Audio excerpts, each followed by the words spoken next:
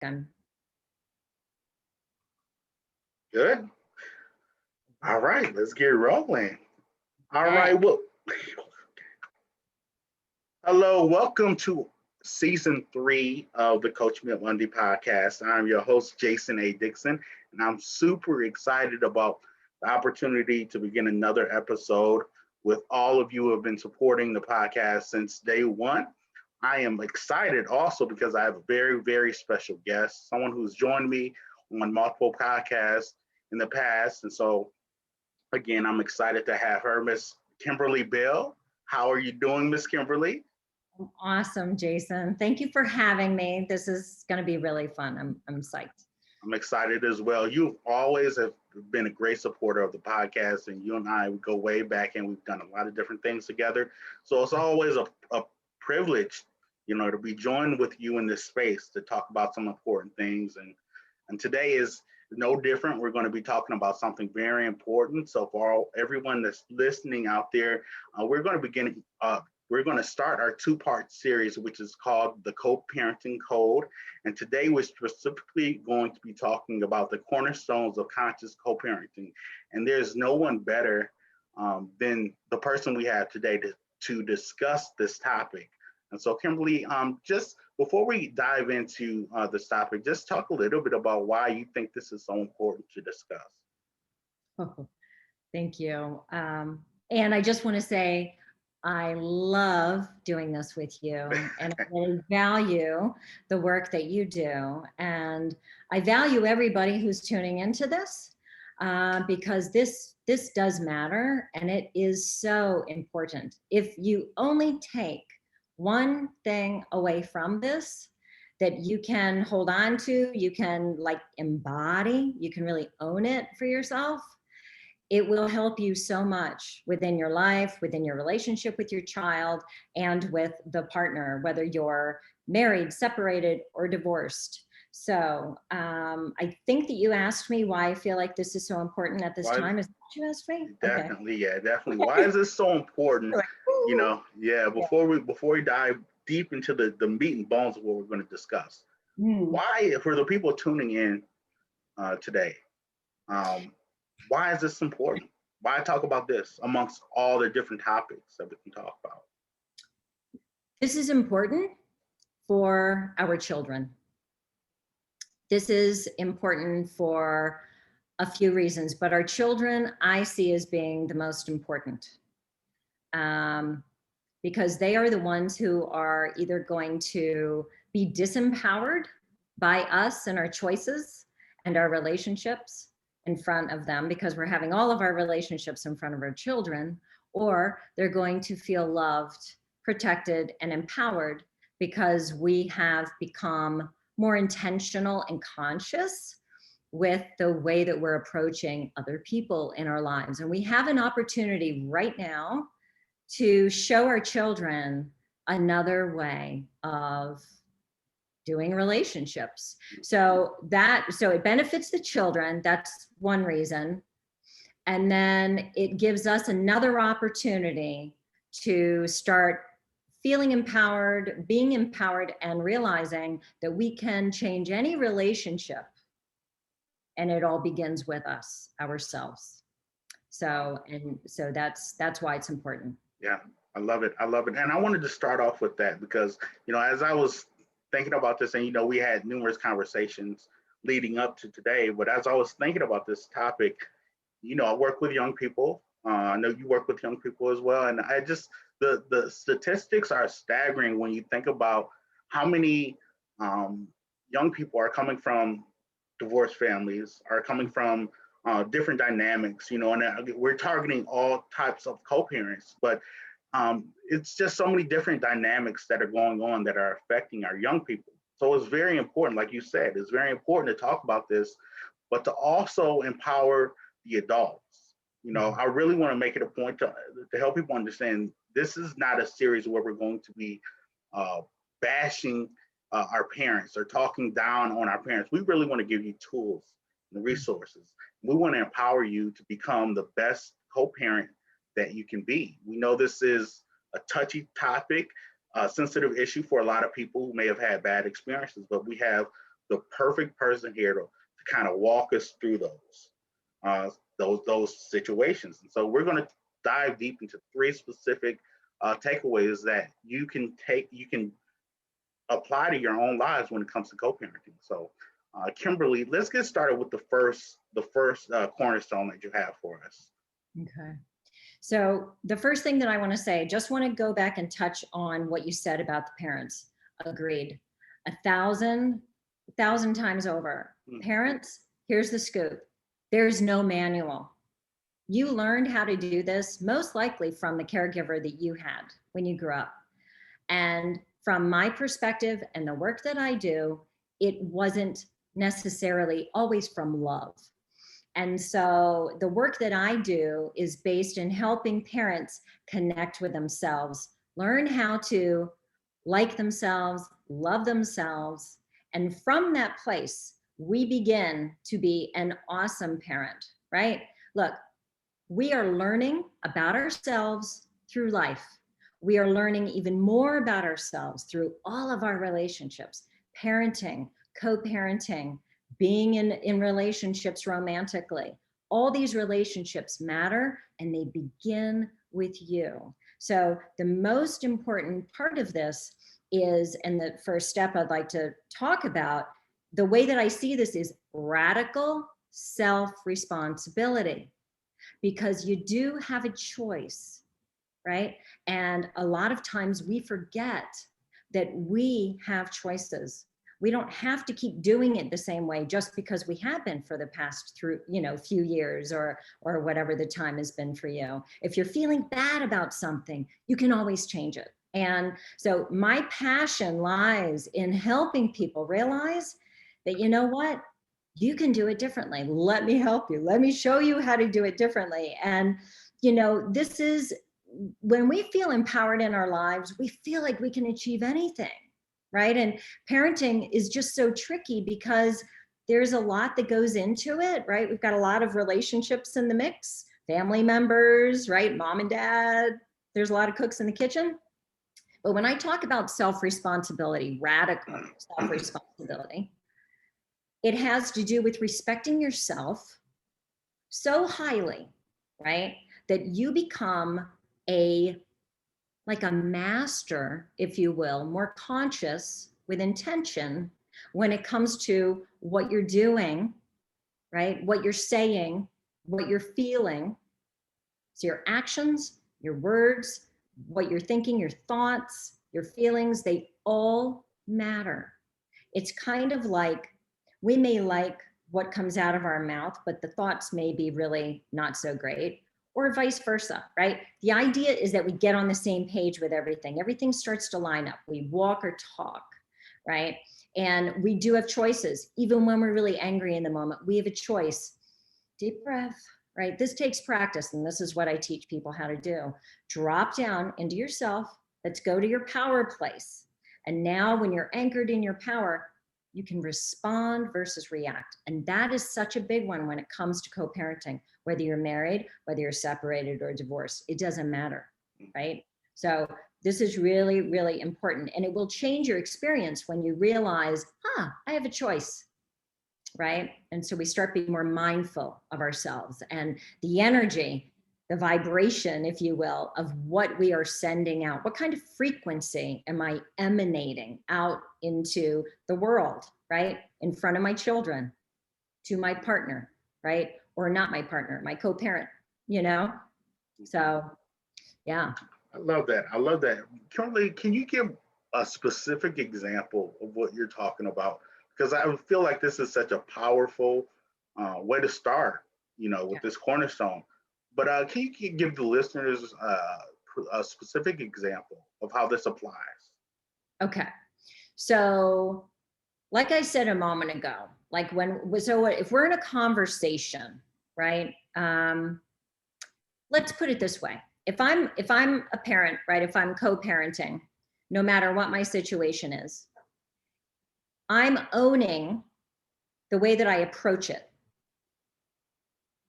Okay. So maybe my typical, let's say I don't like the response I get from somebody. Let's say I don't, right, the co-parent. Let's say I don't like their idea of the way we're going to do things, right? Instead of giving up my power, meaning this is what it looks like when I give up my power. I don't express myself, tell them I'm not happy with it. I don't say anything. I keep it inside. I start to resent them. And then bam, I start throwing blame, right? Remarks, all kinds of nasty things their way because I gave my power away. And when we can start to be more self-responsible, I know now I have a choice. You know what? It's tricky. I haven't really learned how to do this before, but now I'm committing to learning how to talk and actually saying what I feel. And usually we run away from expression because we feel the adrenaline. It feels so freaky. I can remember with my ex-husband, honestly, being in the kitchen and just feeling like I was like losing myself because I was like, I couldn't believe how differently we saw things, right? Mm-hmm. That was my process. I needed to learn that it's not my job to change him. It's not my job to have him see everything my way. It's my job to make myself feel good. He's not going to always agree with me. That's okay. We're different people, right? So now when I know I have my power, I can start saying, you know what? I don't see it the same way you do. Is there, here's my idea, instead of just getting angry and saying, I'm done. Do you know what I mean? Is that? Yeah, absolutely. Absolutely. I definitely understand what you mean. And it's very important that you talk about that, because I talk to so many young people, and I do life coaching, and the first step in that process is the parent reaching out to me, talking about they want support for their young person, right?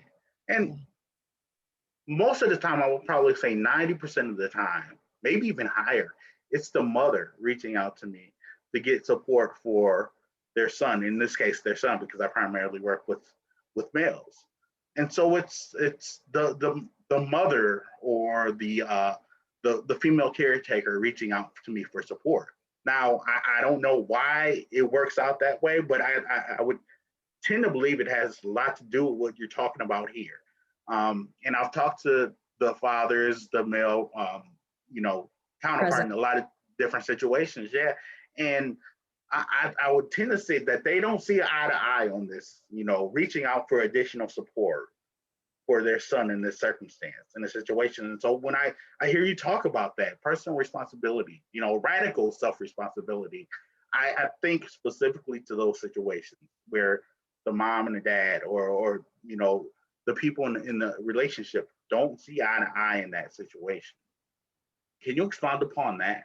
Can I? Thank you. I appreciate it. This will probably be another podcast, but so you're touching upon this, I call it, and people more in like a spiritual community are familiar with like the distorted masculine, right? Yeah. We have distorted energy around what a mother looks like, what a father looks like, what a man is, what a female is. We have all these stories that are untrue, okay? And that doesn't really matter. But what you're talking about is typically, men haven't been given the space to be vulnerable, to experience emotions that are in between, laughter, feeling good, and being really angry. Like there's a whole plethora in between. And our world really hasn't allowed that space. They've allowed it for the feminine to have that more, you know what I'm saying? So when it comes to asking for help, right? Maybe offering a compliment to a child. This happens a lot too. Especially if it's like father-daughter, he may feel really uncomfortable with doing that because he hasn't learned a healthy love way of expressing himself that feels good and isn't like embarrassing or uncomfortable, awkward. You know what I mean? Yeah. You brought up the vulnerability. Men have been taught to not ask questions. Well, all of us have really not been given the space to express ourselves, but men just forget about what's going on. Let's just keep going. Yeah. Yeah. And I if you go seek help, that means you're not normal. Something's wrong with you, right? It's like the mental health. It's like, hello, the people, we've all had mental health. Hello, we have all had mental health. Now, some of us more extreme, right? But it's okay to say we need help. When we say we need help, that's power. This is what kills me, right? It's like, it's powerful to say, I don't know the answer. Right? I've gotten so good at, I don't know the answer. Yeah. That's awesome. Amazing advice. And it's something even I can apply to myself. But again, when we talk about co-parenting, you can see why there's so many times where there's a disconnect, and we bring so much of that baggage into the co-parenting relationship, and it affects so many different layers of that relationship. That's very good stuff. Kimberly, before we move on to cornerstone number 2, I wanted to give you an opportunity. Did you have anything else that you wanted to add to that, or kind of wrap it up a little bit? Let's see. I don't think so. It'll come around again if there was anything, but I'm not aware of it. But thank you. Okay. All right. So let's go on to cornerstone number 2. What is something else that co-parents can take away to apply to their relationships? Okay, this is a big one, and one that we might not often think about. I probably didn't use proper English there, but compassion. Okay? Compassion. Less judgment and compassion for all of us, right? This is being able to get into a space, and this trickles down from self-responsibility. And this is around my feelings. So if I'm self-responsible and I know I want to be treated with compassion, I'm going to be able to offer that to the other parent, right? Compassion. But the first person who needs the most compassion is you, right? Because we cannot give that to anyone else what we don't first give to ourselves. So offering compassion, and this is like a first step for forgiveness, right? Which is real tricky for a lot of people. Compassion is, we're all doing our best. And sometimes people have a real hard time with this. And it takes a little while to really wrap our brain around believing that they didn't do that to hurt me or to get back at me. I know what they're doing. And the reason that we tend to look at things like that and get triggered so often by other people is because we haven't healed enough within ourselves. When we start to realize, backing up to self-responsibility, actually just one step before, that our own healing journey is what is so necessary, but so often overlooked.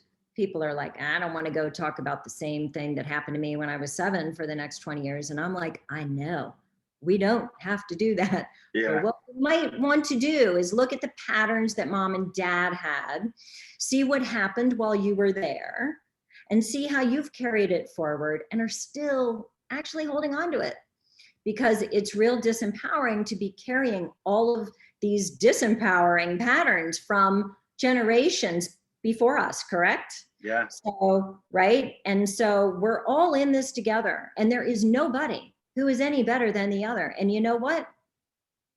Who cast the first stone, right? Because we've all done things to hurt people when we didn't mean to. Sometimes we were trying to be spiteful, and it always bites us back.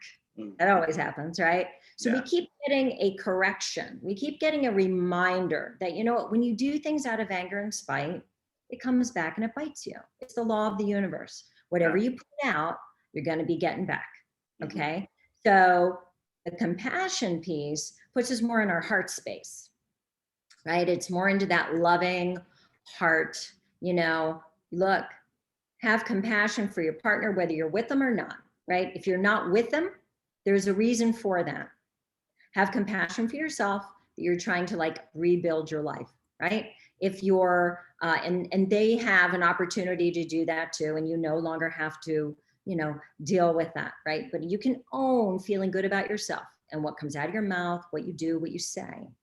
And compassion is a big piece in this. And so for yourself, it's important, but for your child, it's so important for Yeah. children to have Yeah. compassion for them. Yeah. Yeah. Wow. And You wanna say something? yeah, you go ahead. You go ahead.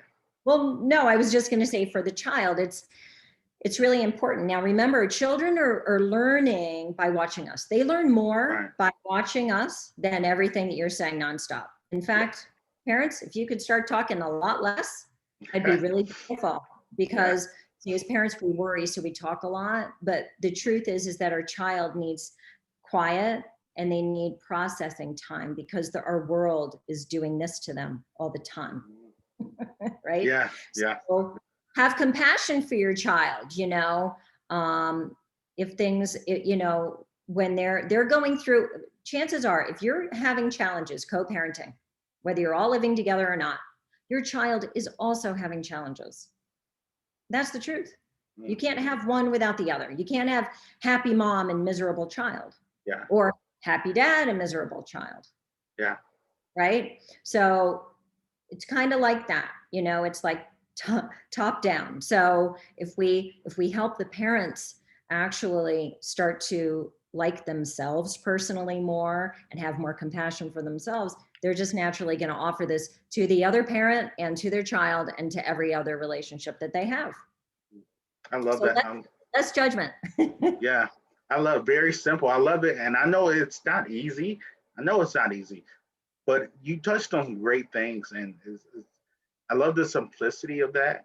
As you were talking about having compassion, I just want to share. I was watching a TikTok the other day, and it was this woman on there who um, was looked directly into the camera and said, um, very sarcastically, "Do you know there's someone out there who's with your ex who thinks they hit the jackpot?" And then she started passive aggressively laughing at it. Like, and I looked at it and I'm like, yeah, that's kind of funny. But and then I started to think about it a little bit more. And I'm like, wow, I get it. I get it. She probably had an experience with him like that was horrible. And now the next person thinks that, I hit the jackpot. This is the man or woman of my dreams. And I'm like, I don't, going back to that compassion piece, I'm sure we've all had that experience before, but I thought about it and I'm like, wow, this is like, you can tell she's still hurt by Well, whatever. that's what she's showing Yeah. everybody. And this is Yeah. what people don't understand. You made a really fantastic point. So our partners, or not partners, the co-parents, Yeah. we show each other, everybody shows each other where they still have wounding to take care of. That's what this is.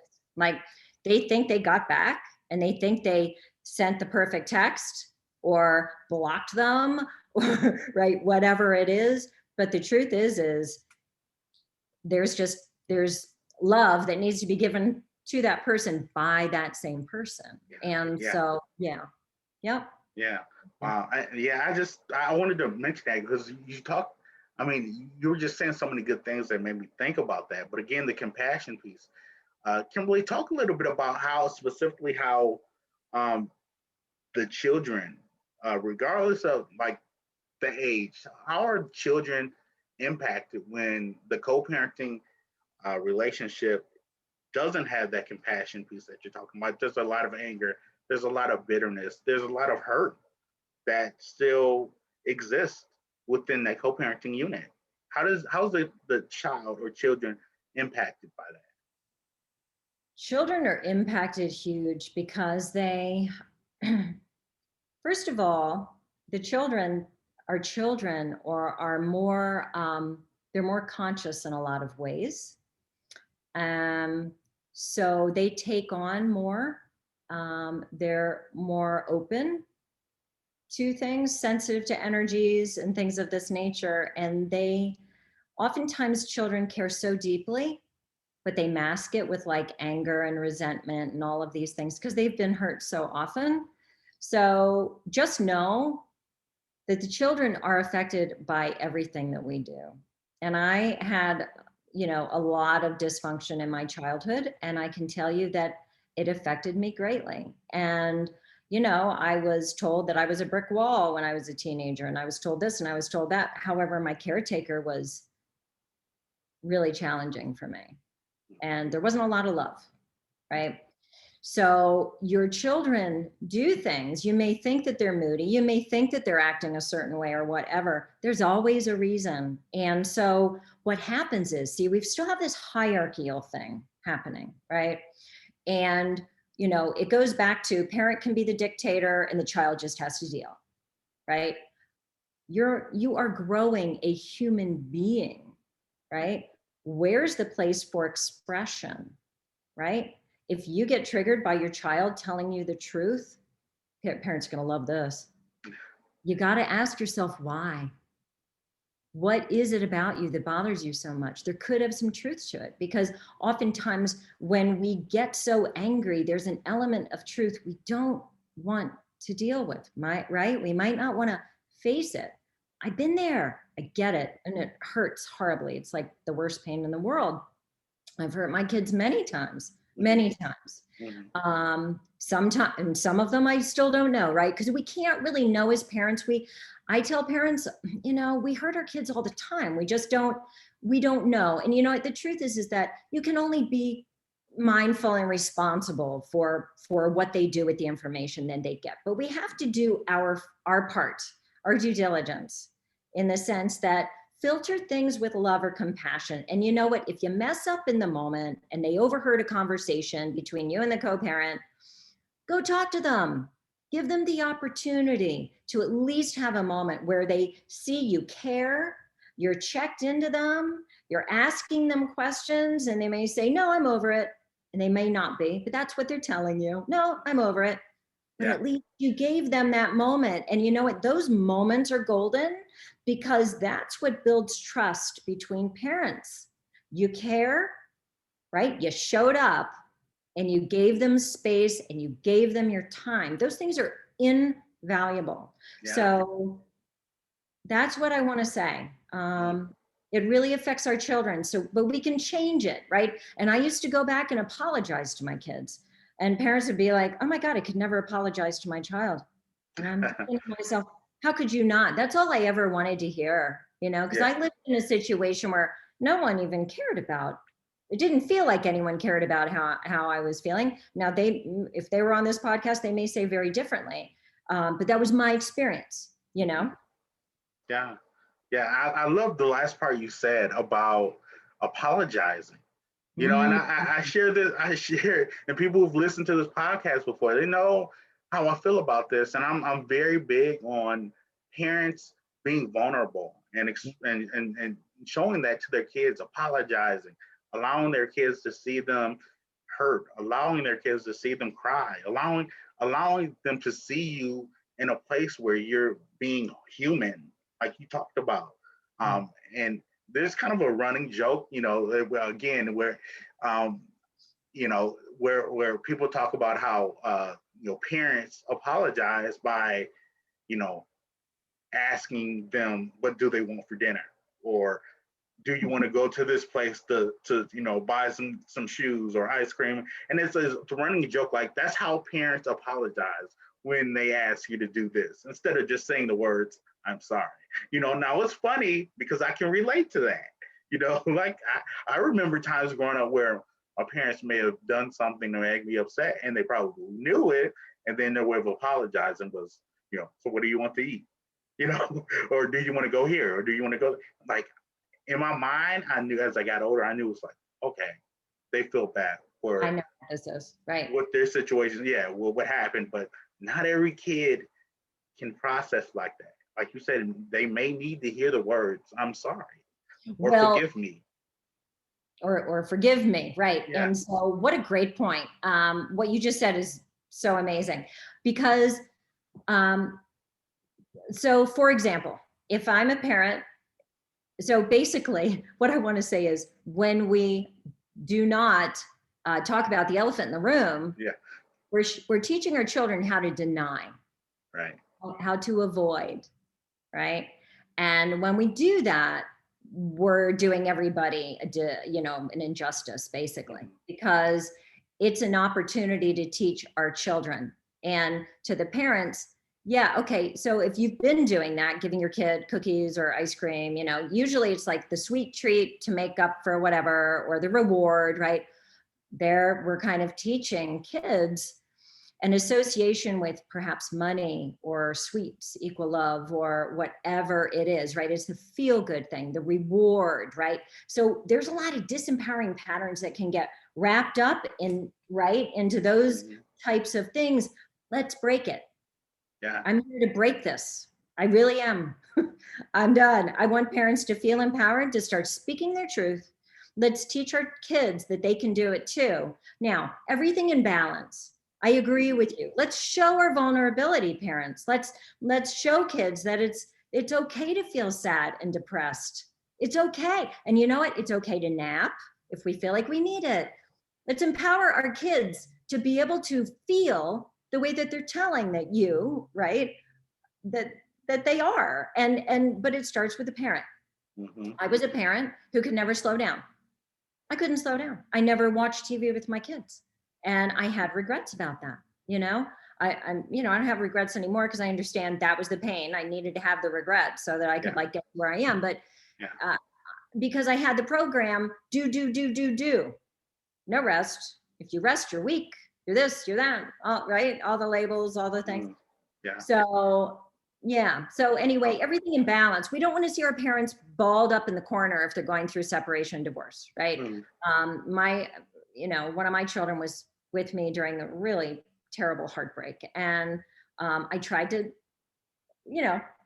keep her from it as much as I could, but still she had to see me crying. It's painful to watch a parent cry. Yeah.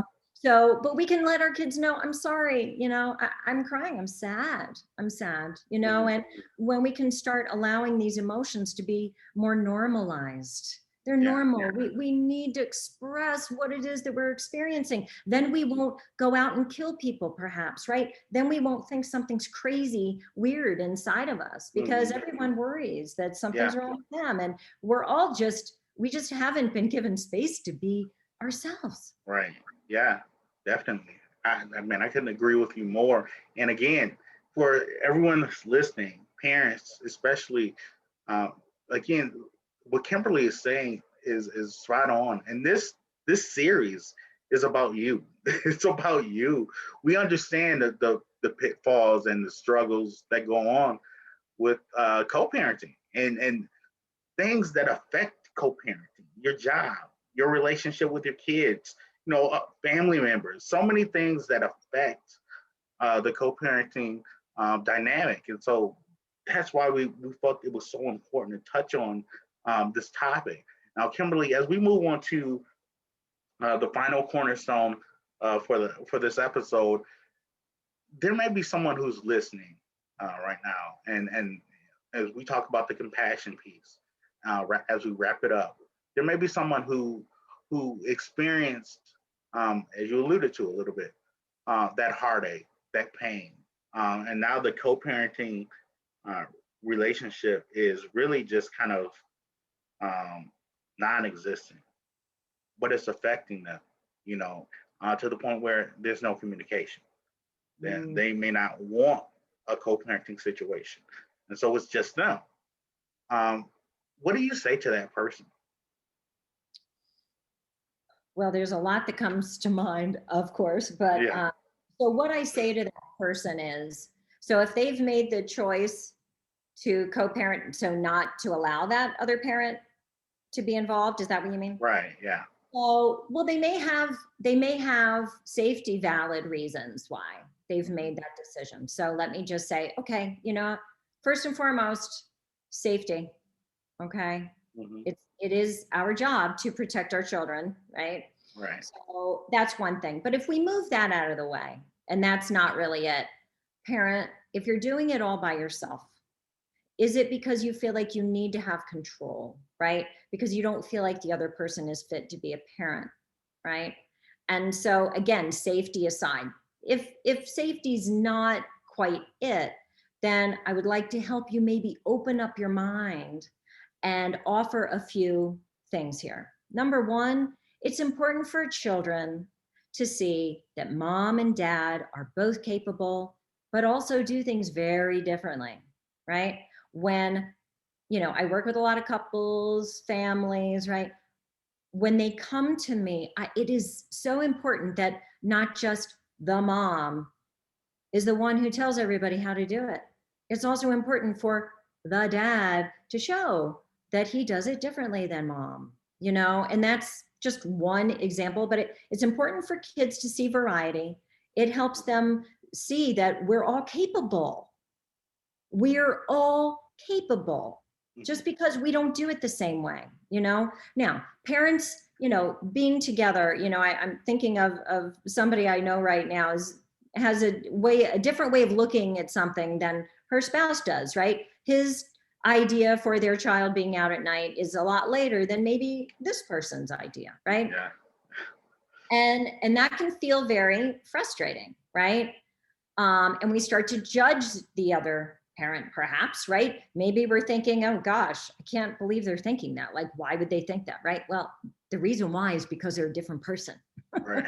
And every single person is uniquely themselves. Yeah. In all ways. So people, put down your walls and come together and understand that. And we're kind of sliding into the last one here. I don't know if you want me just to go into it, but Yeah, definitely.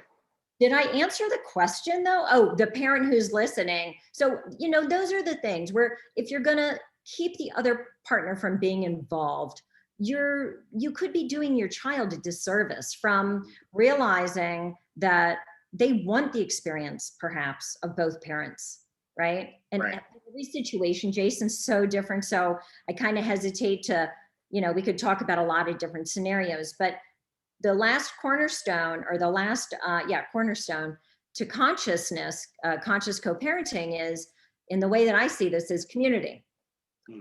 Coming together, honoring basically that we're all as valuable as each other. Maybe we're looking at somebody who's doing a lot of things. Maybe they're addicted to alcohol, or they have drug issues, or they're this or they're that. That's wounding. It doesn't mean they're a bad person. Okay. Now, if they're, hurting your child, again, that's a different situation. But community is being mindful of what are we parents together, what are we showing? What are we teaching our children? Right? What are they learning? Are we making time for them? Are we showing them that they have a safe place to express themselves? Right?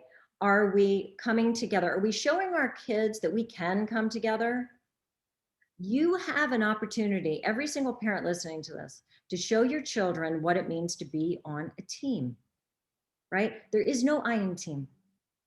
And also your judgment won't really help your team, right? So this is about both team members realizing that they're different people, but we can always find a way to come together and find a middle ground, always. And if you sit there like this and you're like, no, I'm so sick and tired of the way that they act. They just don't know what they're talking about. All the time they do this, all that. Well, you know what? Then I would invite all parents who have that situation to check themselves and to say, you know what? And this is an energy thing, and this is a different podcast, but when you start to understand energy and what you're putting out, you actually have the opportunity. You start changing your words, the way you approach your situation, your other parent, the way that you, what you're thinking in your head, right? All the disempowering things we could be telling ourselves, start opening that up and allowing, have more respect for the other parent, right? And realize that they do things just like you do, out of hurt places and being hurt, right? Then we can work more in harmony, because that's what we're stepping into. This is a love paradigm that we're moving into. And is that you? Sorry. And it's time to work together more towards harmony and honoring each other as we are equally as valuable. And let go of your control. That would be the last thing that I would say. And I know we're a little over, but letting go of control control. Control is something that, all of us probably need to allow to change in ways. I would say work on, but I want to throw that word work out the window. If we can start allowing things to change, things to shift, to be open, right? Expand, right? When we think about words like that rather than work, right? Yeah. This is more about emanating a frequency of energy. What are you emanating as a parent? What are you throwing out there to the other parent, to your child, your community? So that's where, it's not time for blame. It's time for radical self-responsibility. Own you, own your healing, own your words, all of it. Yeah, I love it. I love it. And, I'm a coach, so I love the analogy you made with the team. Cool. And I love it. And you're right. You're right. It really is a metaphor for working together as a team. And you see, I always say you can tell what type of family dynamic exists at home by the type of kid, how the kid acts on the soccer field, baseball diamond, volleyball court, football field. So what you talk about right there is very important. And for everyone listening, we know this is a very broad topic. There's a lot of things to unpack. Like you talked about, Kimberly, each situation is unique. It's different. Each parent, each co-parent is different. But we just wanted to get the conversation started. We want to let parents understand and know that there's support out there. There are resources out there, and it's about getting better. We constantly want our kids to grow and become the best version of themselves. It's also something that needs to be focused on when it comes to co-parenting, and becoming the best version of yourself as a parent and as a collective unit. Kimberly, I want to give you the opportunity to kind of put a bow on this and wrap it up as we end the episode. Okay, thank you. So I feel like I already wrapped it up, but I would like to offer that if you are someone who is, if this resonates for you, and that you get triggered a lot, and that you're not really happy in life, and you feel stuck in your life, whatever it is, I can probably help you. So, feel free. You can find me. You can email me at kimberleybell.org, but the website is kimberleybell.org. So it's KIMBERLEYBELL.org. And you can go to the contact right at the top of the page, or connect is what it says at the top of the menu bar on my website. And you can leave your information there, and we can schedule a 15-minute call. I am going to be doing a parenting workshop, and that will run 6 weeks. I was supposed to be doing it like next week. We're moving it down the schedule a little bit. So I'm unsure of the date, but it will be, it's either going to be late summer or early fall. So please reach out to me. And you can also, my book, I think also, if you don't mind my plugging my book, I don't do a whole lot. My book, Empowering You, 11 Ways to Shift Your Personal Paradigm, is really a gem of a book. It's a small book. It is a wonderful way for you to begin the journey of connection with yourself and really self-empowerment. And I talk about gratitude, I talk about compassion and self-empowerment and forgiveness, all of these things. And I even have a chapter in there dedicated to our young people as well. And I also have a podcast called You Are Good Enough. And I talk about all kinds of things, a lot of relationships. I'm really a relationship coach. I'm very passionate about helping people know that, you can have a great relationship, but it all begins with yourself. That's where the journey begins. I love it. I love it. And Kimberly, you can take as much time as you want on this podcast. Mi casa, su casa. Hey, I'm telling you, you're such a force. You know how I feel about the work you do. It's amazing. And so you plug whatever you want to plug, because I believe in the work that you do, and I know that you get results. So anyone out there listening, as Kimberly talks about, her parenting workshop, her book, she's legit. What the stuff that she does, it makes a difference. It's impactful. And so again, I'm just excited that we were able to have you on this episode to get this conversation started. And we are going to continue this series on June 28th at 4:30 with our co-parenting coaching webinar. We have a special treat for you. Kimberly is going to join us for that episode as well, bringing her knowledge, her information, her energy, and just her insight. And it's going to be an amazing time. So please join us for that. And we thank you for listening to the kickoff of season 3 for this the Coaching Monday podcast. And we hope everyone has a great week. See you soon. Jason, thank you. Thank you so much. Thank you, everybody. Bye.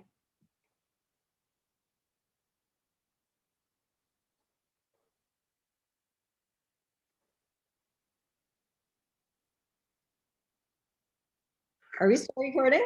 No, Okay. we're still recording, but we're not live anymore.